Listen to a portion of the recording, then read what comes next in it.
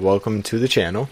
I'm KGYT or Kickomo, whichever one you guys want to go by. This channel is basically just going to be a lot of gaming. I want to do games with friends. I'm going to do IRL stuff. I'm going to do a lot of Madden, 2K. Then every once in a while, maybe throw in some Minecraft. Who knows? Welcome to the team. Obviously, as you guys can see, currently we are in Madden 20. So I'm a huge Los Angeles Chargers fan.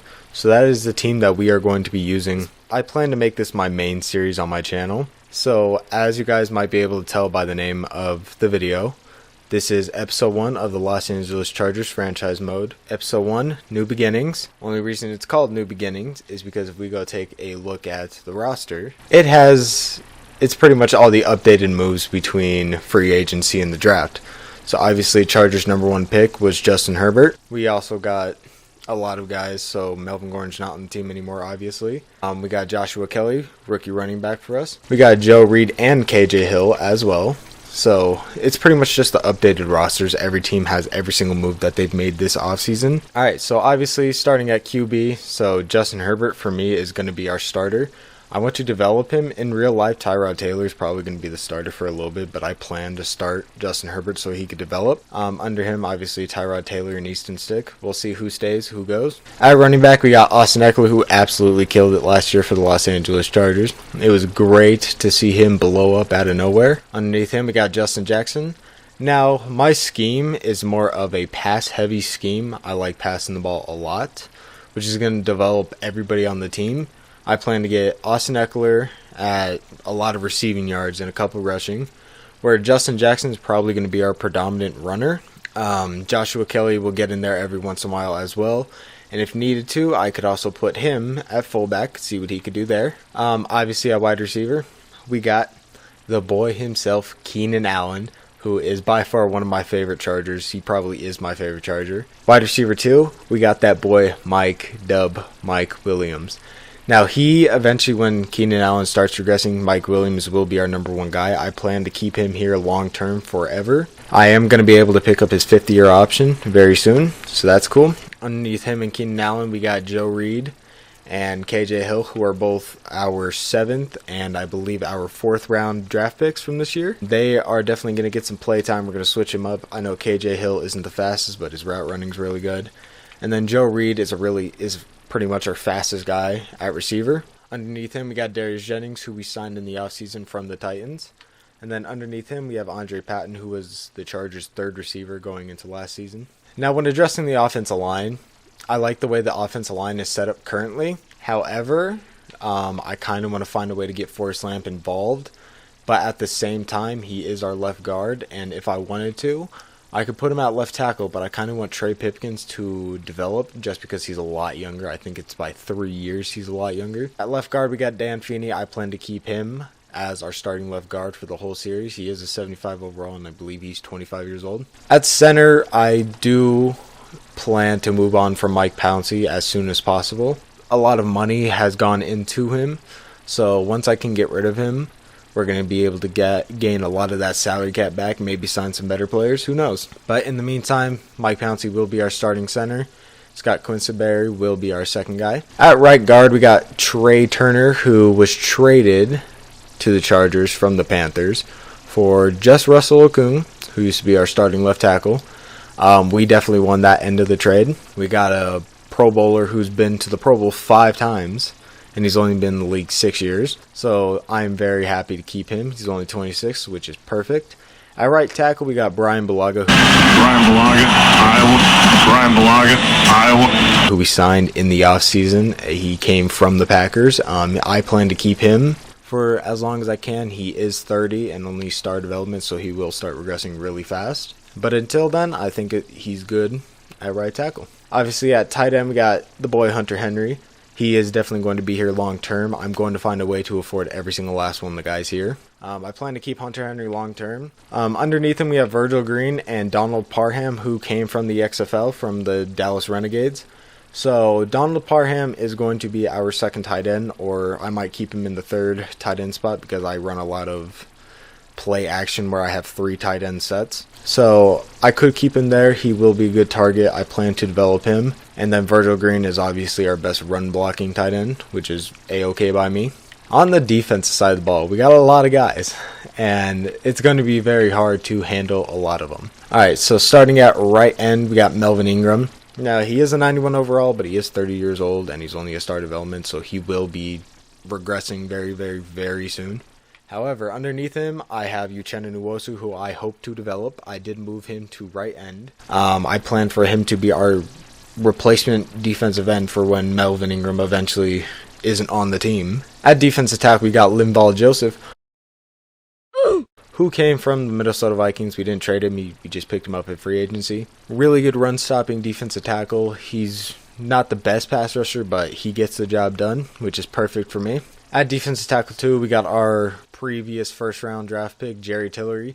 He is going to be the starter, and I plan to keep him long-term as well if I can develop him, which I hope I can. Another guy that I hope to keep is Justin Jones. I plan to keep him as well because he does actually do good in Madden. At left end, obviously, we got Joey Bosa. I'm going to keep him long-term as well. He's only 24 and a 95 overall with Superstar X Factor. So I'm going to keep him as long as I can. Underneath him, we have Isaac Rochelle. I'll keep him for like depth purposes. I don't know if he'll develop, but we'll see. At cornerback number 1, we got Casey Hayward. Casey Hayward's also getting up there in age. Both of our starting corners are getting up there in age, so we could see either them regress to the point where I have to cut them, or contract year I could trade them away. We will have to see. But until then, Casey Hayward is our number 1 corner. Obviously, at number 2, from the Denver Broncos, we picked up Chris Harris Jr. I believe we have him for 2 years, which isn't too bad, but the contract, we'll have to see how it plays out. He does have Superstar X Factor, which is sick. Underneath him, we have Desmond King, who will predominantly be our slot cornerback, which in the sim, he's absolutely ridiculous. He's 23 at an 88 overall, so he's going to progress over time. And at cornerback number 4, we got Michael Davis, who is also 24, and I kind of hope I can get him to develop, because if I can, then I got a solid duo in Michael Davis and Desmond King for eventually when Casey Hayward and Chris Harris Jr. are gone.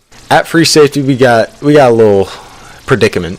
So we got Rayshawn Jenkins, who's a 76 overall, who has normal development, and he's 25. And underneath him, we got Nasir Adderley, who's a 71 overall with hidden development, which will eventually turn into star development. I played Madden enough to realize what it is. He's also very young. I believe he's 22. So we'll have to see who we want to start at free safety. Will it be a guy who's already a decent overall and can develop even more, or a guy that's going to start developing at a very young age? At strong safety, we got Derwin James. He's going to be here for a long period of time. Hopefully he does not get injured, because unfortunately, because of this roster, it's based on what happened last season. So Derwin James, his injury is kind of low. Underneath him, we have, I'm going to butcher his name, and I truly do apologize, Alohi Gilman, I believe was his name. Correct me if I'm wrong. I apologize. He was our 5th round pick or 6th round pick from this year's draft.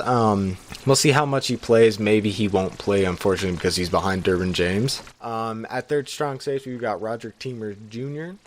He was a guy who killed in the preseason, and he looked really good at some points in the regular season, so we'll see what happens there. At right outside linebacker, we got Kaiser White. Now, I hope he can develop well enough. Unfortunately, he is only a 70 overall. Our linebacking core looks like it's the weakest part of our team. Currently, with the guys that I have there, I plan to develop them. I plan to keep them all long-term because they're all really, really young, and they're not even bad in overall, so I hope I can develop all of them. Underneath Kaiser White, we got Malik Jefferson. At middle linebacker number 1, we got Kenneth Murray, who was our 2nd first-round pick. We picked him at pick 23, trading with the Patriots. I am actually really excited about this pick. He's a very versatile linebacker, and I hope I can develop him very quick. Underneath him, we got kind of veteran Denzel Perryman, who unfortunately cannot stay healthy. He will serve as a decent backup for us, which I'm okay with. And then underneath him, we got Nick Vigil, who we signed in the offseason. At starting left outside linebacker, we got Drew Tranquil, who absolutely killed it for us last season. He was our 5th round pick, I believe, in the 2018 draft. So he's an absolute baller, 2019 draft. He's an absolute baller, and he seems to develop really well in the sim. Underneath him, we got Amik Egbule. I probably butchered that as well. He's a serviceable backup, so we're going to keep him there. For our special teams, at punter, we got Ty Long. He's probably going to stay. I'm not too worried about special teams. Kicker, Michael Badgley, he's going to stay as well. For kick return and punt return, we got Desmond King and Joe Reed at kick return. And then for punt return, we got Desmond King as well. I will probably move Darius Jennings at one of these number 1 spots. Handling our kickoffs will be Michael Badgley. He has the strongest leg power, so hopefully he can boot them in the back of the end zone. And then long snapper, I'm not too worried about. We got Trey Turner. Now, this I do plan to change a lot. As of right now, it looks like it's actually pretty well set up. So I kind of like the way this is set up. I will change a couple things. Yeah, I'm not too worried about any of that. Now, going into the schemes, as I told you guys, I'm more of a pass dominant. I like running West Coast spread or even West Coast zone run. Now, obviously, these are kind of like running type schemes, but I don't plan to run a lot. Defense, I run a 4-6 defense. I either run that or base 4-3. In this case, the way that I want the team to be set up, I'll probably run base 4-3. Offense, I'm sticking with the Los Angeles Chargers playbook. I've gotten the most practice with it. And then defense, I'll probably stick with the Chargers defense, but over time I might switch over to the Saints defensive playbook. I use both a lot, but we'll have to see how it turns out. So that's just a little introduction to the series. I hope you guys enjoyed. This is going to be the first video on my channel, so I'm sorry if it's not up to par with what you really want. But over time, I'll get better. I'll start working on things a lot better. I'll figure out what I do good and what I do bad, and then hopefully erase the bad. Welcome to the channel. Hope you guys enjoyed, and I will see you all in the next video. Peace out, everyone.